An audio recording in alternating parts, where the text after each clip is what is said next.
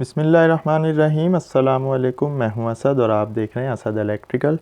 जैसा कि last video में हमने एक जनरेटर की कैलकुलेशन की थी जो कि 1250 केवीए का था। उसके वोल्टेज जो थे लाइन टू लाइन वो 400 थे। तो उससे जो हमारे पास एम्पेयर्स की वैल्यू आई थी, उसका जो फुल करंट आया था वो था 1800 के करीब। और जब पावर फैक्टर हमने इंक्रीज़ किया था तो करंट थोड़ा सा कम हो गया था with respect to power factor.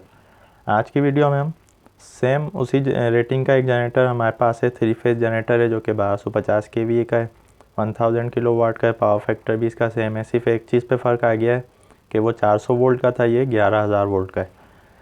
अब इससे हमारी किस चीज़ पे फ़र्क पड़ेगा, जैसा कि हमने बताया था, आपको याद होगा डीसी के केस में अगर हम पावर के फार्मूले को लेते हैं P is equal to V I, और जब हम आई की वैल्यू मालूम करना चाहते हैं तो हमें क्या करना होता है, P डिवाइडेड बाय V। तो जैसा कि हमने बताया था, अगर हमारी पावर कांस्टेंट हो तो वोल्टेज बढ़ाने पर हमारा करंट डिक्रीज़ हो जाता है और वोल्टेज कम करने पर करंट इंक्रीज़ हो जाता है। तो यही चीज़ यहाँ पर हो रही है। अब यहाँ पर 400 की जगह 11000 वोल्ट आ गए, तो पहले 1800 एम्पेयर आ रहे थे, अब यकीनन उस पर बहुत फ़र्क पड़ जाएगा। तो केवीए से हम इसकी कैलकुलेशन शुरू करते हैं। अगर एक जनरेटर हमारे पास 1250 केवीए का है तो ये तो सबसे पहले मल्टीप्लाई हो जाएगा 1000 से। उसके बाद ये डिवाइड होगा वोल्ट, यानी कि 11000 मल्टीप्लाई बाय, क्योंकि 3 फेज जनरेटर है तो √3 की वैल्यू आ जाएगी। तो 11000 को हमने मल्टीप्लाई किया 1.732 से, हमारे पास जो वैल्यू आई वो हमने यहाँ लिख ली 19052। ये डिवाइड होगी इस वैल्यू से, यानी कि 1250 को हमने 1000 से मल्टीप्लाई किया 1250000। अब इसकी वैल्यू मालूम करने पर हमें करंट की वैल्यू यानी कि एम्पेयर की वैल्यू हमें पता चल जाएगी 19052। तो आप देख सकते हैं 65.6, ये क्या है, टोटल एम्पेयर्स। तो ये मतलब एक 1250 केवीए का जनरेटर 65 एम्पेयर्स दे रहा है। तो इससे क्या मुराद है, इससे मुराद ये है कि हमने वोल्टेज इंक्रीज़ कर दिए जनरेटर के। तो जब भी जनरेटर के वोल्टेज हमारे इंक्रीज़ हो जाएंगे तो करंट डिक्रीज़ हो जाएगा, वोल्टेज डिक्रीज़ होंगे तो करंट इंक्रीज़ होगा, जबकि हमारी पावर कांस्टेंट होगी। तो जनरेटर की रेटिंग तो सेम कहलाएगी कि ये कि 1000 किलोवाट का यानी कि 1 मेगावाट का जनरेटर है, जबकि इसके वोल्टेज जो है वो 400 की जगह 11000 कर दिए गए। तो इसका जो करंट था टोटल वो कम हो गया है। तो ये हम क्यों करते हैं, हम इसको यहाँ एक मिसाल से समझा देते हैं।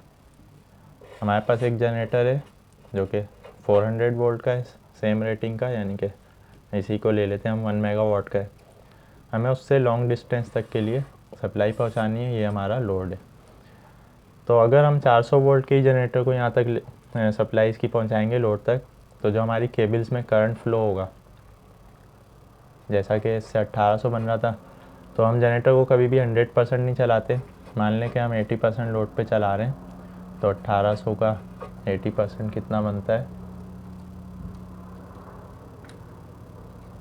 1440।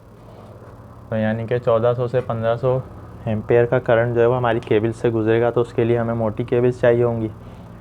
फिर वोल्टेज जो है वो फासले के साथ ड्रॉप भी होते हैं, वोल्टेज लाइन लॉसेस भी होंगे, हमारी केबल्स पे लोड ज़्यादा, एम्पेयर ज़्यादा होने की वजह से हीटअप भी होंगी। तो उसके लिए हमें करना ये होता है कि इस जनरेटर पर हम एक स्टेप अप ट्रांसफार्मर लगाते हैं जो कि हमारे 400 वोल्ट को मसलन 11000 वोल्ट में स्टेप अप कर दे। और ये लॉन्ग डिस्टेंस तय होने के बाद फिर यहाँ हम एक स्टेप डाउन ट्रांसफार्मर लगाते हैं, क्योंकि इन द एंड जो लोड है हमारा उसको तो हमें 400 वोल्ट ही देने, या सिंगल फेज है तो 230, वो तो फिर डिस्ट्रीब्यूट होते हैं। तो यहाँ पर क्या होगा, हमारे 2 ट्रांसफार्मर हमें लगाने पड़ेंगे, 400 से 11000 वोल्ट स्टेप अप के लिए, फिर डिस्टेंस तय करने के बाद 11000 वोल्ट को 400 में स्टेप डाउन करने के लिए। अगर हमारे पास जनरेटर 11000 वोल्ट का ये यानी 11 केवी वाला जनरेटर है, तो ये डायरेक्ट सप्लाई हम ले जाएंगे। तो यहाँ पर हमें ट्रांसफार्मर की ज़रूरत नहीं है, हम यहाँ पर एक स्टेप डाउन ट्रांसफार्मर लगाकर लोड को कनेक्ट कर देंगे। उससे हमारे लाइन लॉसेस भी बचेंगे, ट्रांसफार्मर का ख़र्चा भी बचेगा।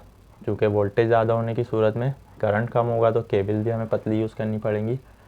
तो ये बहुत सारे फैक्टर्स होते हैं जो कि ट्रांसमिशन के सिस्टम में हम यूज़ करते हैं। यही वजह है कि ट्रांसमिशन के जो वोल्टेज हैं वो लाखों में होते हैं। अब हम इंशाल्लाह 1-2 वीडियोस के बाद हम वोल्टेज लेवल पर भी आ रहे हैं कि जो वोल्टेज के लेवल्स हैं वर्ल्ड वाइड वो किस तरह डिफ़ाइन किए गए हैं।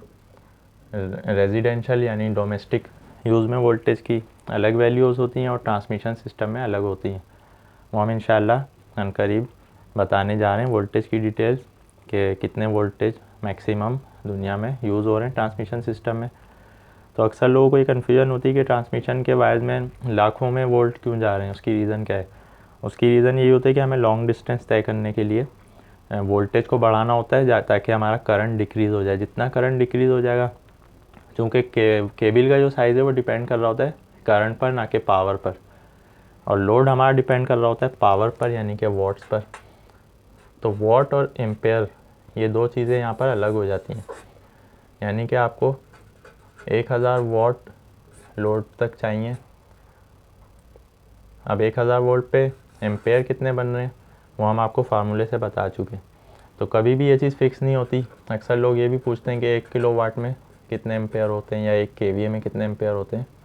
तो ये कभी भी चीज़ फिक्स नहीं होगी। जैसा कि हमने बताया कि ये सब चीज़ें डिपेंड कर रही होती हैं हमारे वोल्टेज पर, सिंगल फेज़ या 3 फेज़ सर्किट पर, और इसी तरह हमारे पावर फैक्टर वगैरह पर। तो केबल जो है वो सीधी सीधी उसको जो चीज़ गुजारनी होती है अपने अंदर से वो होता है करंट।